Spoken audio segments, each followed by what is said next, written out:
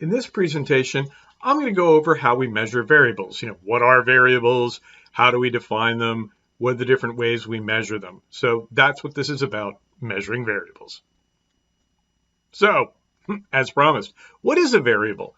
We use the term a lot, and in fact, in social science, variables are the lens through which we see the world. We look at the world and we just see a bunch of different variables, but what are they? Well, first of all, we see a bunch of different observations. We observe cases of things. We have categories of phenomena. And so a variable is any observable aspect of a phenomena that can vary from observation to observation. So the idea is we have phenomena, and we tend to have categories of them, like we talk about wars. Right? And so there'll be things about wars that don't vary from observation to observation because, well, they're all wars, right? So there'll be a commonality there, but then there are things that do vary. When did it occur? Who are the participants? How many people died, etc. So variables are, again, any observable aspect of a phenomena that can vary from observation to observation. Now, data. When we have a variable, when we define a variable and consistently measure it across observations, we move from the realm of facts into the realm of data. This is when we dignify the information as data. Also, we always want to keep in mind that we have two types of variables, dependent, independent variables, and it never hurts to repeat. Dependent variables are the things we're trying to explain. Right? They are the things that we are interested in explaining, and so we're trying to find the causal variables. They are the effect to the cause of the independent variables. Independent variables are the variables sometimes called explanatory variables that we think have an effect on the dependent variable, that therefore the dependent variable depends on the independent variable. So just to keep that in mind. Okay. Moving on, you've heard that probably before. Moving on to definitions, to measuring variables. The key thing about measuring a variable is we have to start with a definition. And this definition can often be very conceptual. It can be very important. And so I always say there's a lot of conceptual heavy lifting that goes on in coming up with definitions. What is terrorism? What is a democracy, right? These are concepts that we want to maybe measure, right? Well, we need to, is something a terrorist attack or not, right? We just have to know if we're going to include it. So the definition is very important and it's very conceptual. We then also have a process of operationalization, right? Where we move from the concept to an indicator, right? I'm going to talk about each of these things in a little more detail, but these are the big building blocks. Then there's some methodological questions of, reliability versus validity, the types of data, and using multiple variables to make a measurement of a more complex phenomena. So let's look at these in turn. So defining variables. This is simply assigning a word or phrase to an aspect of reality, right? To some aspect of a phenomena. And I always ask this question, does that aspect of reality exist prior to the definition, right? Are you defining something that actually exists in the world, or are you seeing into it, right? And now some things don't exist, right? Nations don't exist before we define them, right? There are things called social facts that, don't occur, right? We have borders that are real, they're objective, right? We know where a border between the United States and Canada is, but they're not natural. They don't exist prior to us getting together and saying they do. So there is that aspect to it, but also there's a question of, are we really seeing things? It's always asked that. And how do we answer that? It comes from theory. Theory is so important in defining things. Do we have theories? But also I like to say, whenever I look at something, I say, is this something that people are aware of? We're going to get a better theoretical understanding of it, but do people talk about these aspects outside of it? And so I always like to say, this is a question I ask, did this exist prior to us talking about it? I also like to make this point about definitions. Definition is not explanation. there are sometimes, very often in professional and honestly, sometimes in military journals, I was in the Army and I came across this, that someone would define something. They would define the low intensity conflict or the lexicon of low intensity conflict. And they thought that explained everything. And I said, well, no, you've just defined a concept. Now, when you have a variable, when you define it, you've just said what this is. What you need to do to explain it, if that's, either it's a dependent variable, in which case you have to link it to other variables that you've defined, or it's an independent variable and you have to say, okay, what does this have an effect on?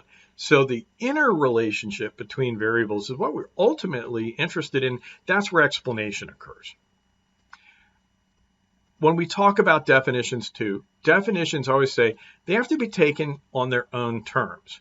When you read an article, someone is going to have defined a variable in a particular way. And that, a bad definition is one that's ambiguous or inconsistent, right? You can't tell exactly what they mean. It's vague. I can't use this definition to look at a phenomena or an aspect of it and tell you what it is, or it might be inconsistent. It could be inconsistently applied. Those are bad. But you can't say a definition's wrong, right? When people define terrorism, they say, oh, we can't define terrorism. It's like, well, no, you can. It's very easy to define a definition. It's just that definition may not always explain everything. For instance, the attack on the USS Cole, was that a terrorist attack? Most definitions of terrorism specify that the target has to be a civilian, a non-combatant target. And well, the USS Cole was one of the most powerful warships in the world, and so it probably wasn't terrorism, but we like to think of it. And so that's where you start getting into problems. But if they're consistent and unambiguous, they have an internal logic to them. And so you can say, well, I don't like how this works, and we're going to find out that, this is a question of validity, but you can't say they're wrong, right? So you always have to be careful of saying, looking at definitions, you have to take them on their own terms. That's basically what I'm saying here. Okay, the process of operationalization is very important, right? Operationalization is how we move from a abstract concept of something, right? We have some idea that there's something called democracy out there, and we move to observable indicators that we can measure in code and turn into data, right? So we go from the abstract concept, and the abstract concept is pure concept. It's in your head.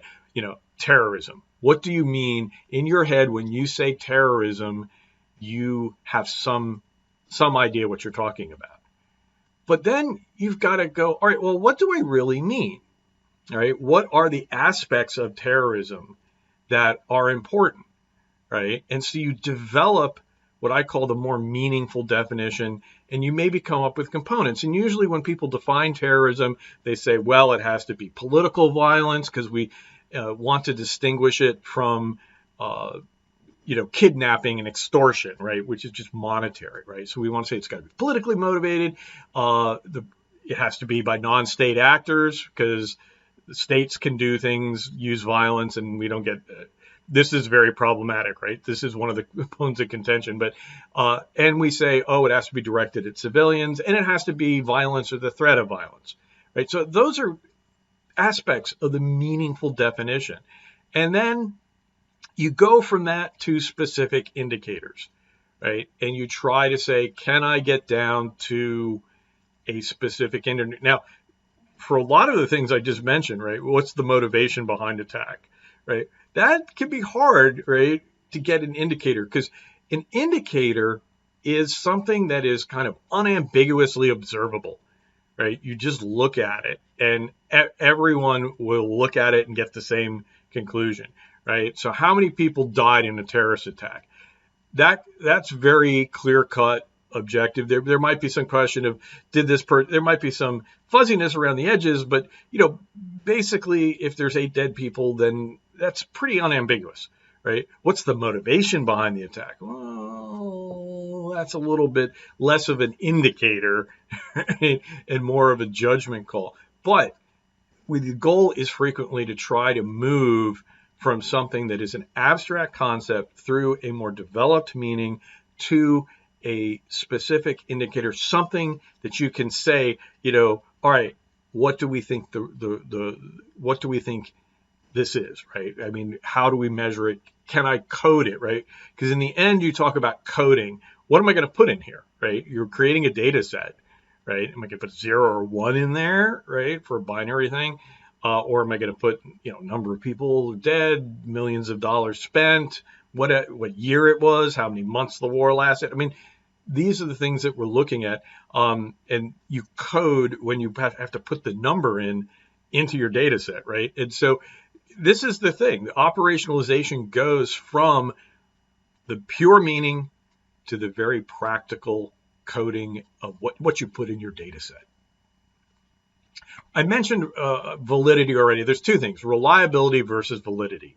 Reliability is the precision of a measurement.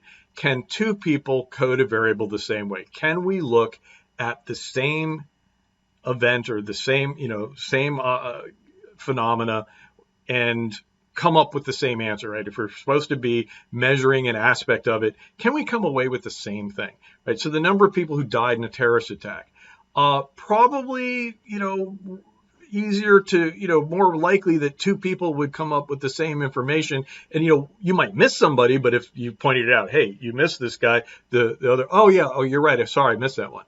And they would still have agreement. Is this politically motivated? In fact, it turns out that it might be more subjective judgment, but a lot of people do. You can do subjective measures, subjective things, and find that there's a lot of agreement or correlation between the coders, the people who actually do the measuring. But reliability goes to the precision of a measurement. Generally, indicators are phenomena or aspects of phenomena that can be reliably measured. Two people get the same answer. Then there's validity. And this is equivalent to the accuracy of a measurement, right? Precision, and a lot of times people compare this to when you shoot a rifle, right? If the rifle is very precise, then the shot group is very small. That wherever it shoots, one round goes very close to where the previous round was. That's often equated to reliability, or that's precision. Accuracy is, is the shot group, the collection of shots that you just fired, actually centered on what you were aiming at, right? Or are you off target, right? You might be very precise, but you could be off target.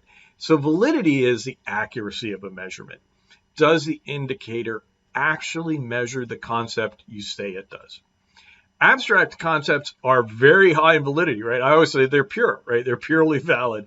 But when you start getting down to, how do you measure it, right? They're very low in reliability. And so we very often have a tension between reliability, trying to get down to an indicator that can be reliably measured and, and as part of our operationalization, versus, losing validity, getting away from the abstract concept. And so these are the things that are always at play.